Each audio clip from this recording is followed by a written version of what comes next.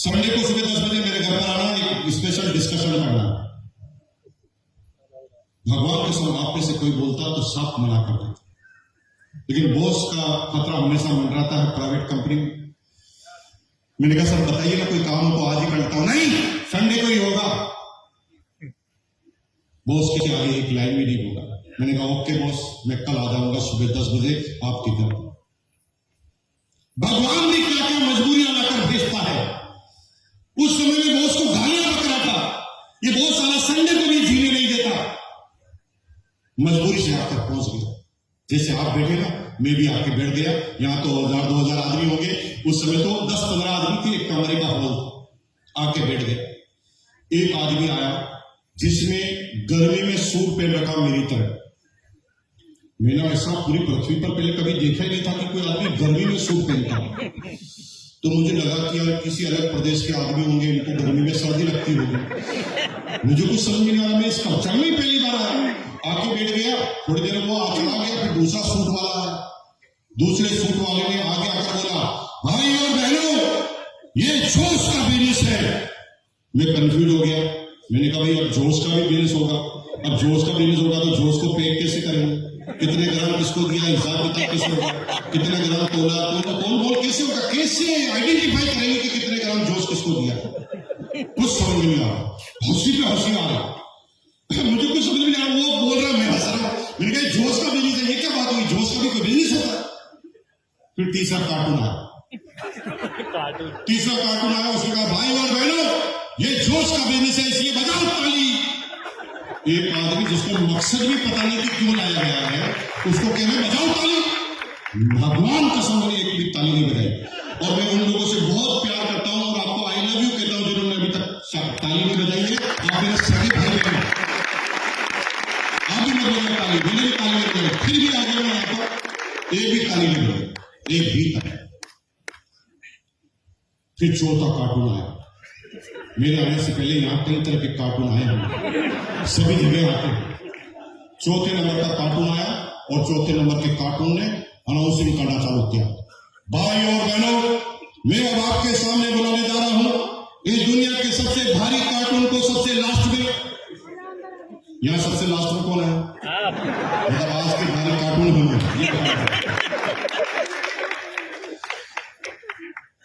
वो भारी कार्टून कौन थे जानना चाहते हैं? मेरी great great great great great great great great upline BC Chawla stage पर आए। उस समय उनका उम्र लगभग 48-47 होगा। ब्लैक कलर का सूट पहन रखा, गोरा चिट्टा चेहरा, यंग और एकदम ऐसा लगता है जैसे हीरो आ गया। और वो स्टेज पर आए। मेरे को पहली बार थोड़ा कंफर्टेबल महसूस हुआ। मैंने कहा काम का आदमी आ रहा है। पहले रिलेशन देखे, पहली बार में आके मिलते ही लगा कि अरे पॉजिटिव आदमी है।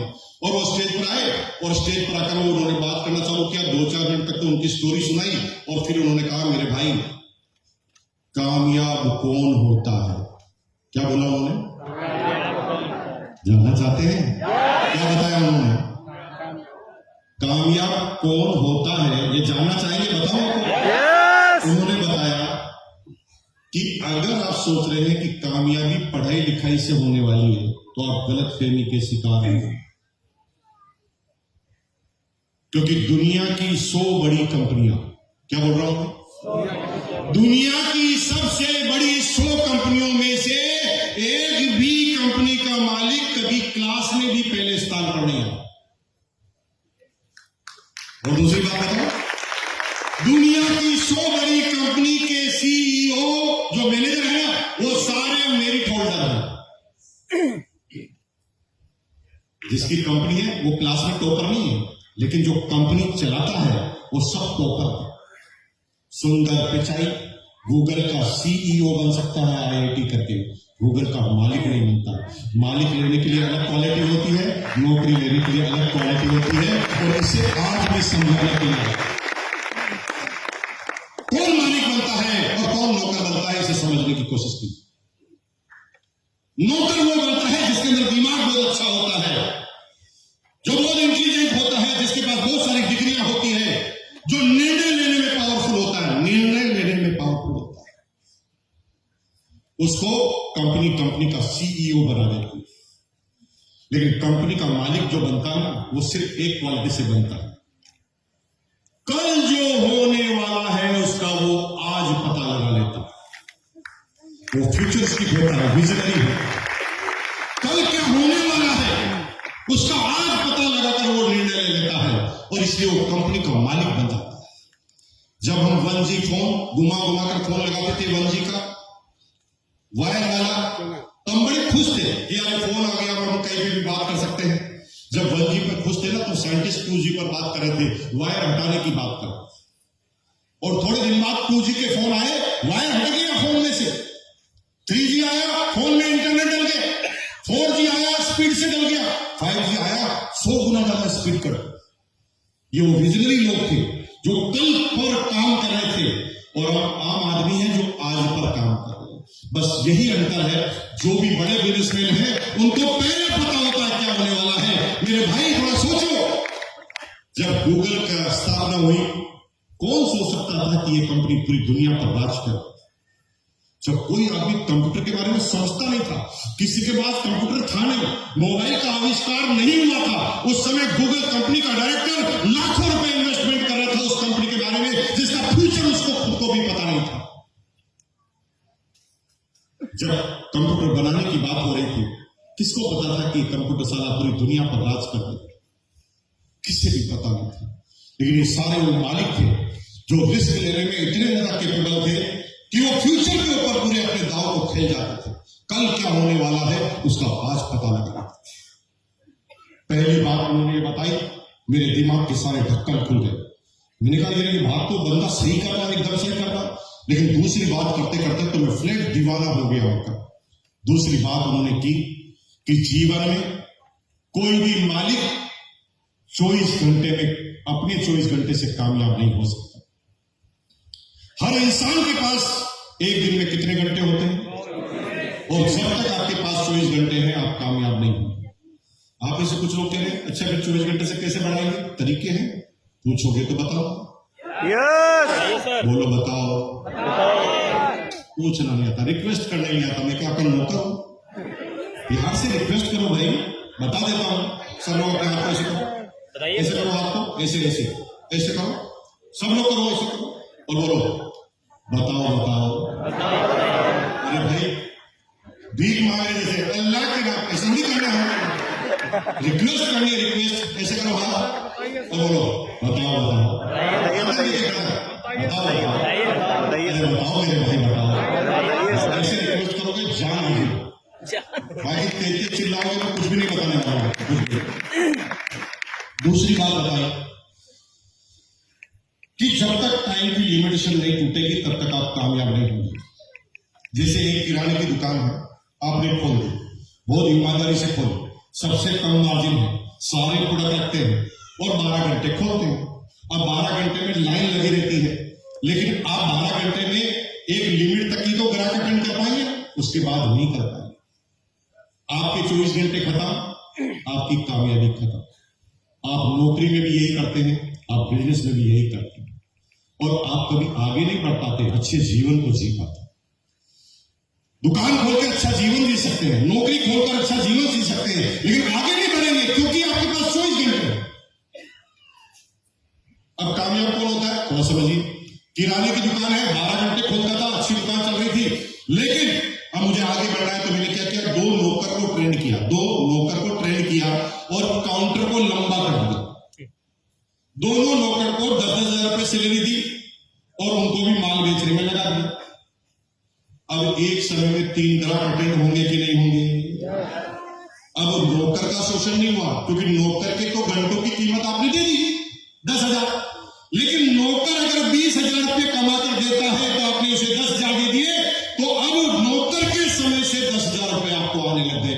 तो 20,000 में पहले कमाता था, अब 10,000 इनकी वजह से भी कमाने लग गया, 40,000, क्योंकि मेरे पास पहले 24 घंटे थे, अब 24 इनके भी मिल गए। और जब इस मल्टीप्लिकेशन की ताकत आपको पता चल जाती है तो दुनिया में वही लोग कामयाब होते हैं जो नेटवर्क बनाते हैं। टोयोटा दुनिया की सबसे बड़ी मोटर कंपनी है, उसका मालिक जब सोता है ना तब भी उसका काम चलता है, क्योंकि उसका नेटवर्क है। पूरी दुनिया में 30,000 से ज्यादा डीलर टोयोटा के पाए जाते हैं। 30,000 डीलर दिन रात उसके कर्मचारी काम करते हैं और टोयोटा का मालिक जब सो रहा होता है तब भी उसका टाइम चल रहा होता है। मारुति हो, चाहे सैमसंग हो, चाहे एप्पल हो, चाहे नरेंद्र मोदी हो, चाहे राहुल गांधी हो, अगर ये अकेले अपने 24 घंटे के बल पर चुनाव जीतने की कोशिश करेंगे कभी नहीं जीत पाएंगे। ये इनके कार्यकर्ताओं की ताकत है कि उन्होंने गली गली मोहल्ले मोहल्ले में अपने अपने अध्यक्ष बनाए हुए हैं। जब नरेंद्र मोदी सोता है ना तब भी कोई जीतने की प्लानिंग करता होता है और इसी नेटवर्क की वजह से, इसी टाइम के मल्टीप्लिकेशन की वजह से कोई भी आगे कामयाब है। अब मैंने आपको पूरा तरीका बता दिया है, कल आप भी जाना, टोयोटा कंपनी खोल लेना, अमीर बन जाना। मेरे भाई अब आगे सुनो, यह है ट्रेडिशनल नेटवर्क। इस ट्रेडिशनल नेटवर्क में पहली पीढ़ी को कुर्बान होना पड़ता है। ट्रेडिशनल नेटवर्क में पहली पीढ़ी को कुर्बान होना पड़ता है। बाटा का नेटवर्क, बेचारा बाटा थक गया था, नेटवर्क बना। धीरूभाई अंबानी का नेटवर्क, साला बेचारा मर गया था, नेटवर्क बना। आज मुकेश अंबानी के पास नेटवर्क है, लेकिन धीरूभाई अंबानी को तो बनाने के लिए जीवन खर्च करना पड़ा। तो एक तरीका है, पूरे जीवन को खर्च करो और अपने बच्चों के लिए नेटवर्क बनाओ। और एक तरीका है, इसी जीवन में शुरुआत करो, इसी जीवन का नेटवर्क बनाओ और इसी जीवन में आराम और मजे करो। ये मुकेश कोठारी का नेटवर्क है जो मैं आज आपको बताने के लिए। 2-4 चंद लोगों से आरसीएम का प्लान देखने के बाद बात करना चालू किया। शुरुआती 10 आदमी 10 नहीं मना कर दिया और बचा क्या, मना तो किया तो ठीक है, 10 ने राय भी दी और वो 10 के 10 आदमी आज मेरी टीम में है और काम कर रहे हैं। सबने मना कर दिया। एक दोस्त थोड़े दिन पहले दुबई से आया, अरुण नाम है उसका, अरुण अजमेरा, दुबई में चार्टर्ड अकाउंटेंट है। वो मेरे पास आया और उसने कहा, मुकेश जी आप भी मुझे उस समय ज्वाइन करा देते तो मेरे भी मजे हो जाते। मैंने कहा वैसा प्लान तो बताया था ना आपको। वो कहते नहीं, ढंग से नहीं बताया था। ये ढंग से क्या होता मुझे अभी तक नहीं समझ नहीं आया। जो आप भी वर्तमान को नहीं समझ पाए उसे कैसे ढंग से बताएंगे, ये समझ।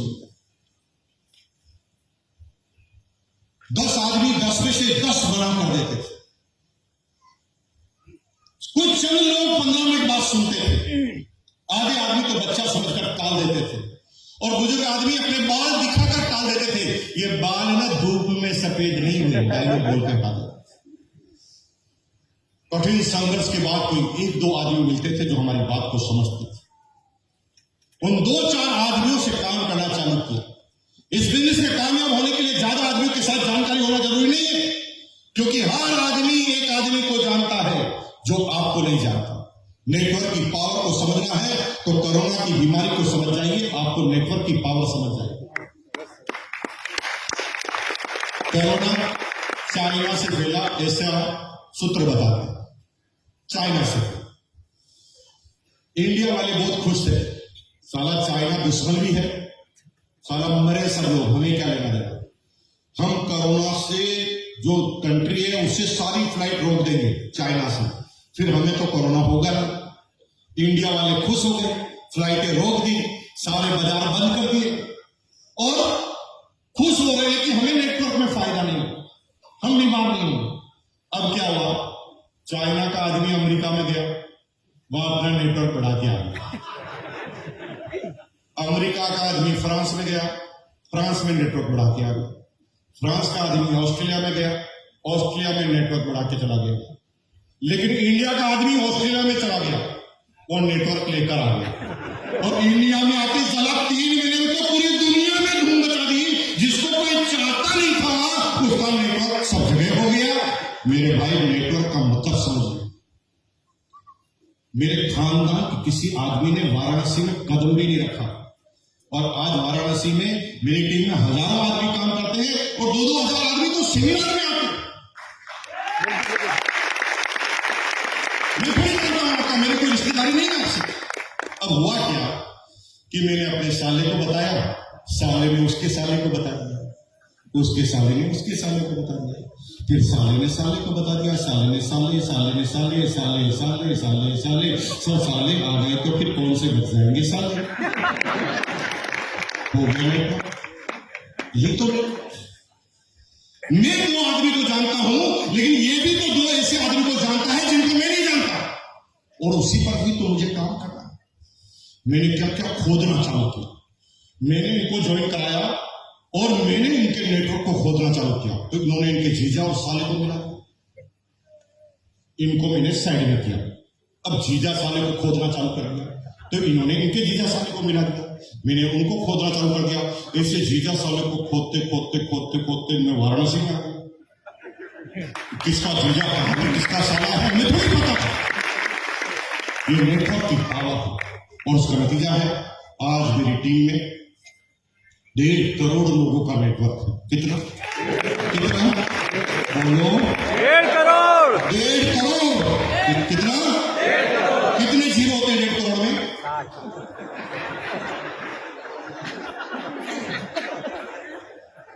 Hello, yes. 1.5 करोड़ में काम कर रहे होते ना, तो भैया मुकेश पता नहीं कहां चला जाता, कोई काम नहीं करता, क्योंकि वो जीजा साले के ज्वाइन होने के लिए ही पैदा होते हैं, वो काम नहीं करते। अच्छा तू साला आया है तो ज्वाइन करा दे, एहसान करने के लिए ज्वाइन करते हो। और मेरे भाई 90% जीजा साले काम नहीं करते। मेरी टीम में एक्टिव डिस्ट्रीब्यूटर जो हर महीने परचेजिंग करते हैं वो है केवल 16 लाख, ओनली 16 लाख। अब थोड़ा कैलकुलेशन समझिए, 16 लाख आदमी 1 करोड़ 35 को बाहर निकालिए, 16 लाख आदमी हर महीने 1 मिनट आरसीएम करे। कितना मिनट? 1 मिनट। जैसे कोई आदमी 1 घंटा कर रहा हो 30 दिन तक नहीं कर रहा, यूं मान लें एक आदमी एवरेज 1 मिनट पर डे काम करे तो मेरे पास 16 लाख मिनट पर डे काम होता है। इसलिए मैं कामयाब हूं। आप क्योंकि कामयाब तो नहीं, क्योंकि आपके पास 24 घंटे। मैं जब यहां पर बैठा रहता हूं तब भी मेरा काम चालू रहता है।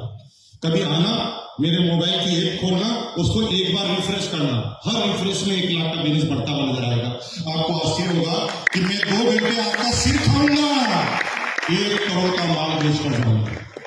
1 करोड़ का, यहां पर बैठे बैठे 1 करोड़ का माल मेरा बिकेगा। तब मेरी अपलाइन ने मुझे बताया, जब ये विजन समझ में आया तब मैंने लोगों को जाकर मुंह फाड़ फाड़ कर बोलना चालू किया। जब आरसी म्यूनिसिपल पेंट पीस लेकर आया था तब इस बिजनेस का विजन था कि बिजनेस कहां जाने वाला। जब टीसी छाबड़ा जी ने नहीं सोचा था ना कि क्या क्या प्रोडक्ट आएंगे, तब हमने उन प्रोडक्टों के नाम लेना चालू कर दिया। एक 2001 में हमारी टेप रिकॉर्ड हो रही थी, मेहनत रंग लाई, झालावाड़ की सेमिनार थी। मैं फ्लो में बोल गया। मैं इतना दीवाना था आरसीएम के प्रति कि मैं पब्लिक को इकट्ठा करके कह रहा था, भाइयों ये पेंट शर्ट का बिजनेस नहीं है, पेंट शर्ट तो आएंगे और चले जाएंगे, जीवन में कई पेंट शर्ट बदलेंगे, ये बिजनेस सपनों का है, प्रोडक्ट तो रोज बदलते रहेंगे और एक दिन इतने प्रोडक्ट आ जाएंगे कि जीवन भी आरसीएम के प्रोडक्ट को बिगाड़ नहीं चलेगा। एक दिन आरसीएम की अगरबत्ती भी आएगी और आपकी डाउनलाइन आसाम में भी जाएगी, और आसाम में जाकर तुम्हारी डाउनलाइन बोलेगी ओम